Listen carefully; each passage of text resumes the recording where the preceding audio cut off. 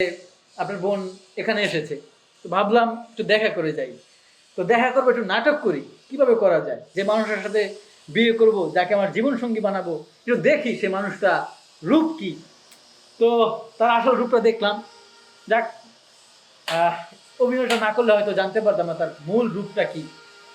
তো সরি ভাইয়া, আমি আপনার বোনকে বিয়ে করতে পারছি না। ভাই, ও আসলে বুঝতে পারে নাই, ওর এটা আসলে ভুল হয়েছে, তো এটা তুমি ক্ষমা করে দাও।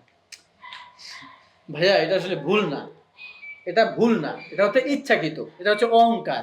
তার ভিতরে যে একটা অহংকারিত্ব মনুষ্যত্ব আছে, সে সেটা প্রকাশ করেছে।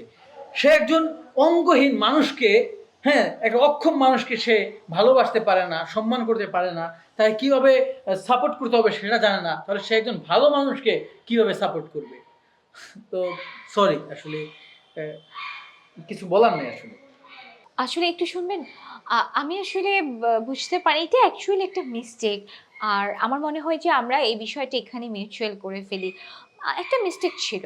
হ্যাঁ, প্লিজ। হ্যাঁ, মিস্টেক ছিল যে আপনার সাথে আমার দেখা হওয়াটা মিস্টেক ছিল। আর বাকি যা ছিল তা হচ্ছে আপনার ভিতরে যে একটা অহংকার ছিল, সে রূপের আপনি দাপট দেখিয়েছেন।